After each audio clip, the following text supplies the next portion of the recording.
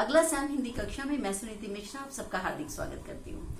तो बच्चों, आजकल हम पढ़ रहे हैं कक्षा 11वीं की वितान, और आज मैं आपको पढ़ाने जा रही हूँ इस पूरक पाठ्य पुस्तक का पहला पाठ, भारतीय गायिकाओं में बेजोड़ लता मंगेशकर, जिसके लेखक हैं कुमार गंधर्व। तो बच्चे देखिए कि इस पाठ में लेखक ने स्वर साम्राज्ञी लता मंगेशकर जी की गायकी पर बेबाक टिप्पणी की है।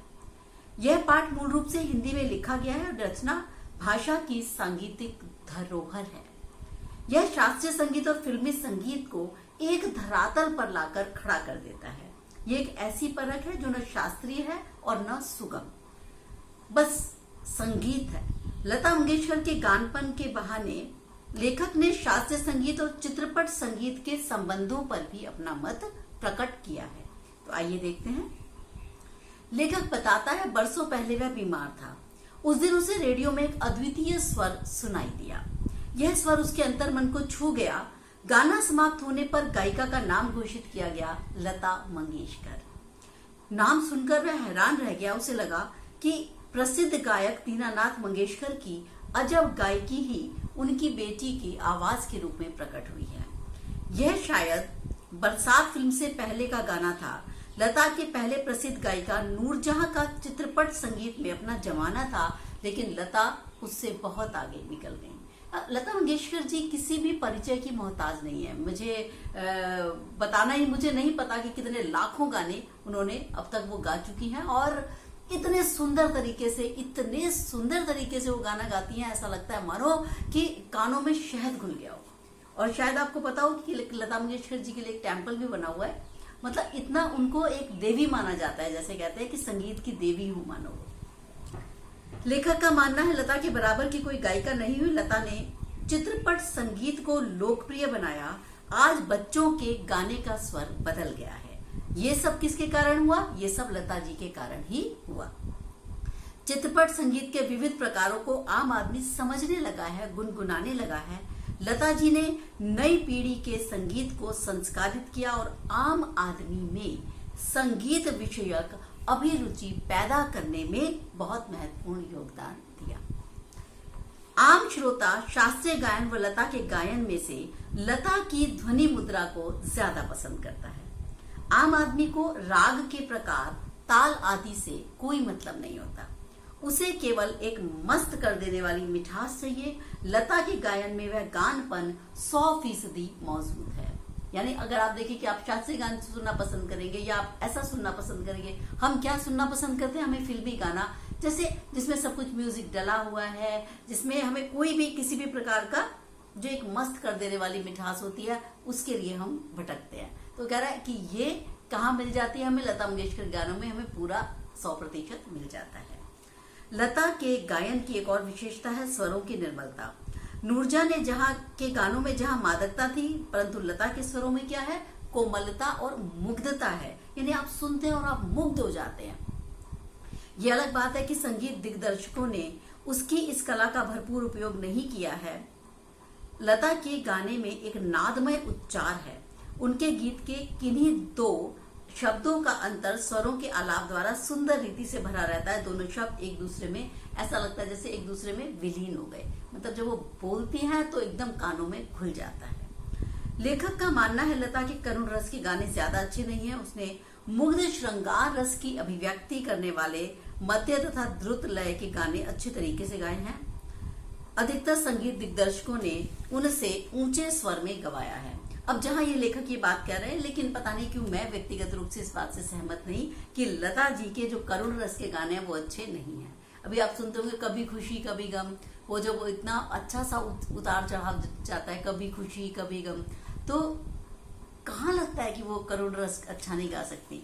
या मेरे वतन के लोगों, जो देशभक्ति के साथ साथ एक करुण रस का भी हमें वो देता है। कहते हैं कि अभी ये शायद आगे बात भी करेंगे उसके, कि नेहरू जी भी उसको सुनकर रोने लगे थे।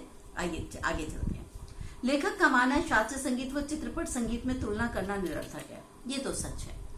शास्त्रीय संगीत में गंभीरता स्थायी है, जबकि चित्रपट संगीत में तेज लय व चपलता अधिक होती है। यानी जब कोई मूवी का गाना हम देखते हैं तो उसमें क्या है, उसमें तेज संगीत होता है, लय भी तेज होती है।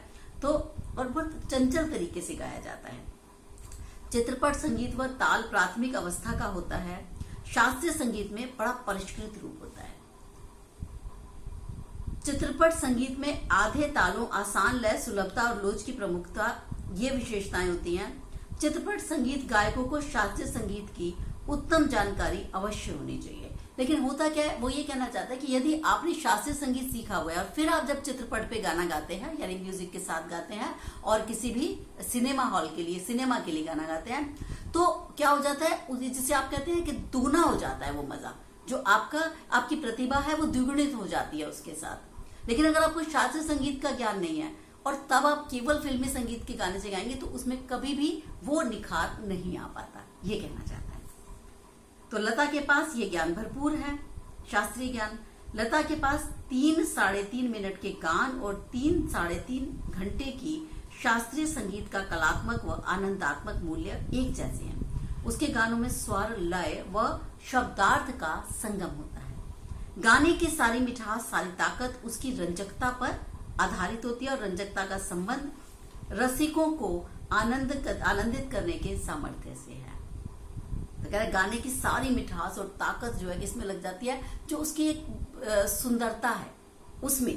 तो जो सुंदरता का संबंध क्या है, सीधा कि वो रसिकों को कानों में सुनने में कर्णप्रिय लगती है।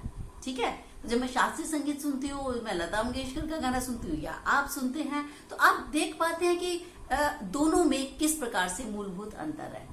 और मैं शायद मतलब खुल के बोलूं तो शायद आप शास्त्रीय संगीत को उतना आप रस नहीं ले सकते अगर आपको उसका ज्ञान नहीं है तो। लेकिन फिल्मी गानों का रस हर व्यक्ति उठा पाता है जिसको शास्त्रीय ज्ञान नहीं भी है ना। आप शास्त्रीय संगीत सुनने बैठते हैं, लेकिन बच्चे या कोई बड़े जिनको ज्ञान नहीं है वो लोग जल्दी बोर हो जाते हैं।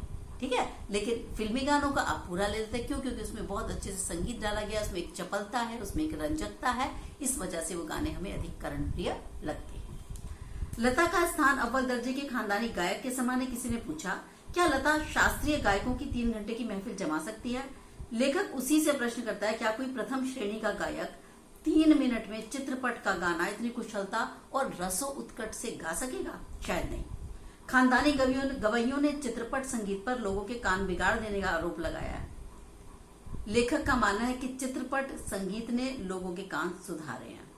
ये भी एक बहुत अजीब सी बात है कि जो शास्त्रीय संगीत के लोग होते हैं वो पता नहीं ऐसा क्यों मानते हैं कि जो फिल्मी संगीत है वो लोगों की रुचियों का परिष्कार नहीं कर रहा, बल्कि वो उनके कानों को बिगाड़ रहा है। का मतलब क्या है कि उनको उच्च कोटि का गायन समझ में नहीं आता। लेकिन हमें यहाँ पे धरातल पे उतर के जानना पड़ेगा कि लता मंगेशकर का गाना या जो भी चित्रपट के गाने हैं वो हर किसी की पहुंच में है, वो हर किसी की समझ के अंदर है। लेकिन यही जब मैं ध्रुपद गायन सुनने बैठती हूँ या मैं कोई और राग भैरवी गाना सुनने बैठती हूँ, शास्त्रीय गायन सुनने बैठती हूँ, तो अगर मुझे ज्ञान नहीं है तो मैं उसका उस तरीके से रसास्वादन नहीं कर पाती। तो ये कड़वा सत्य है जो कि गायन के क्षेत्र के लोगों को हमें मानना ही होगा। लेखक कहता है कि शास्त्रीय गायक आत्मसंतुष्ट वृत्ति के हैं। वे कर्मकांड को आवश्यकता से अधिक महत्व देते हैं, जबकि चित्रपट संगीत लोगों को विचारते संगीत से परिचित करवा रहा है। तो कह रहा जो शास्त्रीय संगीत है उसमें कर्मकांड की बहुत अधिक प्रधानता है। लोगों को सुरीला व भावपूर्ण गाना चाहिए, यह काम चित्रपट संगीत ने किया है और ये सच है। इसमें लचकदारी है, उस संगीत की मान्यताएं, मर्यादाएं, झंझटें आदि निराली हैं। यहाँ नव निर्माण की गुंजाइश है, यानी आप बहुत सारे प्रयोग कर सकते हैं आप गायन के साथ। लेकिन वहां क्या है, वो लोग इस चीज को लेकर रिजिड है कि नहीं ये ऐसा है संगीत, तो ये इसको ऐसे ही हमें आत्मसात करना होगा। इसमें शास्त्रीय रागदारी के अलावा लोकगीतों का भरपूर प्रयोग किया गया है। संगीत का क्षेत्र विस्तृत है। ऐसे चित्रपट संगीत की बेताज साम्राज्ञी कौन है? लता जी हैं। उनकी लोकप्रियता अन्य पार्श्व गायकों से अधिक है। जो और भी गाते हैं, प्लेबैक सिंगर जो होते हैं, पार्श्व गायक जो पर्दे के पीछे से गाते हैं, उनसे कहीं अधिक लोकप्रियता किसकी है? लता मंगेशकर जी की है। उनके गानों से लोग पागल हो उठते हैं। आधी शताब्दी तक लोगों के मन पर उनका प्रभुत्व रहा है। यह एक चमत्कार है जो कि आंखों के सामने है। कहते हैं लता जी की आवाज क्या है? लता जी की आवाज नहीं है, बल्कि एक चमत्कार है जो कि सब लोगों के सामने है। तो बच्चों, ये था हमारा आज का पाठ। भारतीय गायिकाओं में बेजोड़ लता मंगेशकर। ये इसका प्रश्न बहुत बार पूछा जाता है कि लता जी ने करुण रस के गानों के साथ न्याय नहीं किया, जबकि श्रृंगार पर गाने बड़ी उत्कटता से गाती हैं। आप इस कथन से कहां तक सहमत हैं? मैंने आपको पाठ पढ़ाते हुए इस बात का उत्तर दिया था कि मैं इस कथन से बिल्कुल सहमत नहीं हूं। आप भी इस बारे में अपने विचार रख सकते हैं, ठीक है ना। वो इधर यहाँ तक कि जो लेखक है वो भी पूरी तरीके से बहुत अच्छा से शायद दो मन है उसके बात करने में, लेकिन आप इस प्रश्न पर अपने विचार अवश्य रख सकते हैं, ठीक है। तो ये था बच्चों हमारा आज का पाठ। अब मैं आपको मिलती हूँ अगले पाठ के साथ। तब तक के लिए मुझे आज्ञा दीजिए। नमस्कार।